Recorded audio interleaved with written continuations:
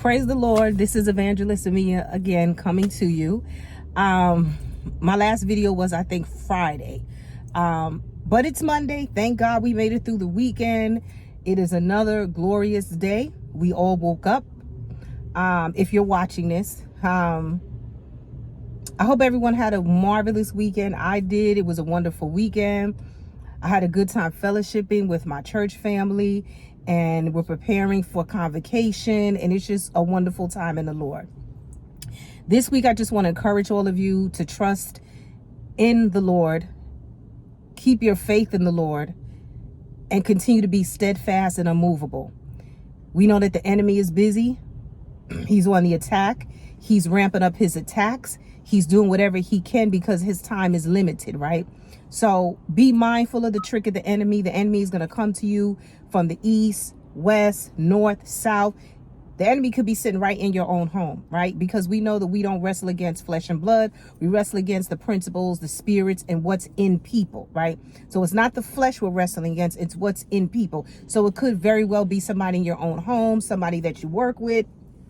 It could even be your spouse, right? The enemy doesn't have any rules he plays by, right? He doesn't play by the rules. So just be mindful of that. Continue to pray, stay before the Lord, and continue just to be encouraged and know that even though we're walking on a narrow path, we know what the end result is going to be. We know that broad is a path to destruction. Narrow is a path to righteousness. So continue to stay steadfast and immovable in the Lord. Another thing that I wanted to talk about is, every time I have these different revelations, sometimes it can be in the shower, any place, God just puts things on my spirit. So I was thinking about, remember in the book of Genesis, and I don't have time to pull on my Bible because I get ready to clock in.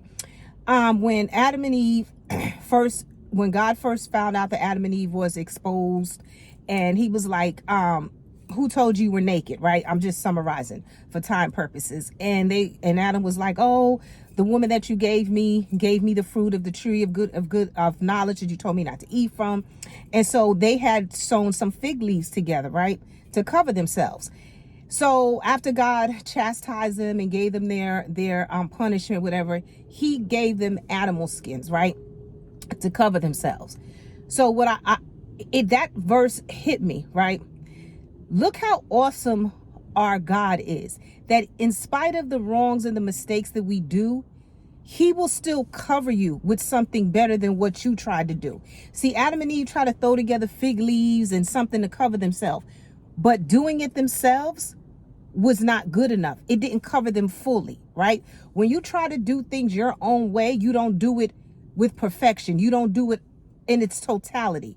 But God had to come and say, okay, here goes your punishment, but I'm still going to cover you with something better than what you had. He didn't just say, I'm going to give you your punishment, and I'm just going to keep you in the same state with the fig leaves. And it's because, one, we know that those leaves were not going to keep them warm. We know that they were not, in the next 2 weeks, they were going to have to change them on the next day, because those leaves would have died, would have rotted, they would have had to go. So understand this, right? That's a verse that we look over. We don't really understand that God, even in all of his glory, even though he was upset about what they did, he still loved his creation enough to say, I'm going to cover you with something better. Now we know that animal skins are thicker. Animal skins are warmer. A skin of an animal is going to keep, it's going to maintain. We know that animals live in the element. Rain is not going to get to them. The snow is not going to get to them. It's not going to wilt and die. So you got to really understand the love that the Lord has for us. Even in spite of the punishment he issued out to them, even in spite of the rebuke that he issued out for them, he still loved them enough to turn around and take off the garments what they created that we already know was not sufficient. He went and gave them a new set of garments that was going to protect them, that was going to make sure they were warm, that was going to supply. It is so awesome to see that we have a Father that, in spite of, he continues to love us, give us mercy, give us grace. Even though we may get punished, it may not feel good, we may not like it, he still allows us to have a way out. He still offers us something. He still protects us. He still is doing things for us to keep and guide us. I just kept reading that over and over. And I said, I've read this passage so many times But we forget that they clothed themselves. They try to do it themselves. They ate from the tree. They try to go it alone. We just gonna put some fig leaves on. We good. God said, and it's so minute that we pass off that it was like, even if he did all that, he gave them animal skins. He said, sit, I'm going to give you something better. So I just wanted for you to remember that, to really think about how our God covers us. Even in spite of our wrongs, even when we reject him, even when we reject his instruction, we turn our backs to him. We do what we want to do. We go astray. We think we know it all. We follow our own will. He still will come in, issue out that rebuke, but will still come in with the love to cover us and make sure, because he knew he was going to cast them out, right, of the garden. But what he wanted to do was make sure that they were covered, that they were warm, that they had the appropriate clothes to go forth. He had, and that animal skin represents his covering that he still gives us. So even though we're out in the wilderness and we may be separated from God, we may be out here smoking, drinking, doing what we want to do, guess what? If you are connected to God in some form of way, you might have been a Christian who got saved, sanctified. You might have lost your way, right? But remember this, your Father is still covering you in the midst of what you're doing. You may be depressed. You may be going through. We all have those moments, right? I've been there, okay? When I've doubted God and I said, God, why are you doing this? What is this for? Are you trying to show me something? I've walked away, not walked away from God, but I had to step back and take a break from church and everything. I had to say, wait a minute, it's a lot of chaos. I went out there and did my own thing. But I was still covered because I always had my connection to God, and he covered me. So you may not know he's covering you, but he is covering you. So this morning, for the rest of the week, I just want you guys to really understand the importance of being covered by God, how he goes out of his way to make sure that his children are covered. I always think about God being like the father, and you take the kids to the amusement park and you go and the kids, trust me, that father, even though he may be getting something or he knows where his children are, right? He's going to make sure each one of his children are accounted for, that everyone is taken care of. A good father, right? We know that our Father in heaven is not a deadbeat dad. We know that, right? We know that he pays his child support. We know that he goes buy food. We know that he takes care of his family, right? We don't have to put this father on child support, right? We don't have to chase this father down and say, bring the Pampers. This Father in heaven supplies every one of our needs, and he covers and protects us, and he guides us each day.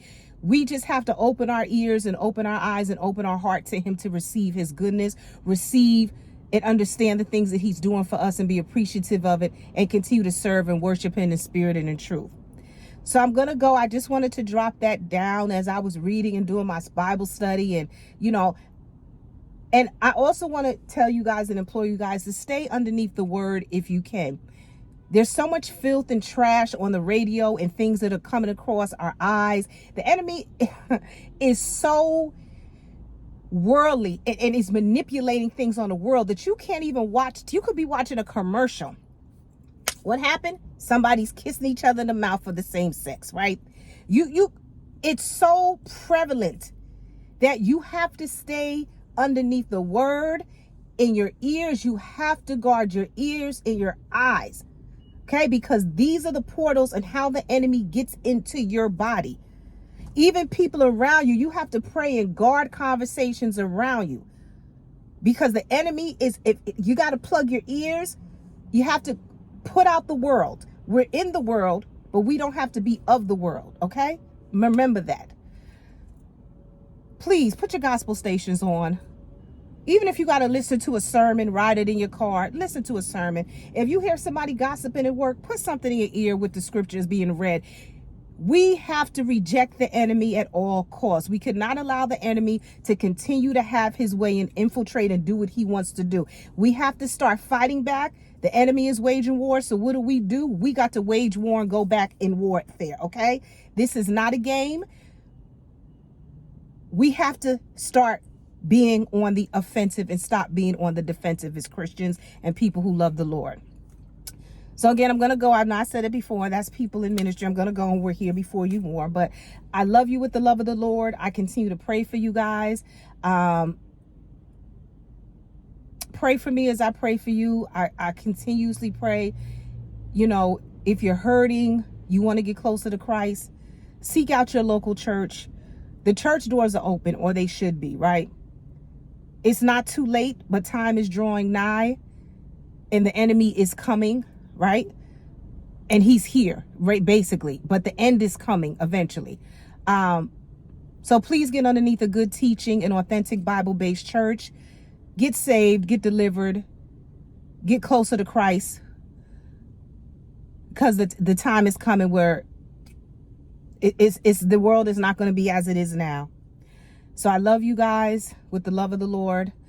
Continue to stay prayed up, stay in the faith. Have an awesome day, and I will be back before you before the week is over. Again, this is Evangelist Mia. Thank you for watching. Reach out to me. I have my email there. I'm also on Facebook, Evangelist Mia Walker. Also, if you choose to donate to the channel, that's fine. I don't need the money, but if you choose to donate so my ministry can continue to move forward, then by all means, I bless you. I thank you if you do. And thank you for those who are watching. Continue to share this video. My message is authentic. I'm a no frills type of evangelist. It is what it is, right? As you can see, I have tattoos. You know, these are things in my testimony, right? I wasn't always in church. I was in church, but I wasn't always in church, if you can understand what I'm saying. Mind and heart. My body was in church, but my mind and my heart wasn't, right? Years ago. So that's my testimony. But I love you. You all have an awesome day. Thank you for watching. This is Evangelist Mia signing off on this beautiful Monday morning. Praise the Lord, saints.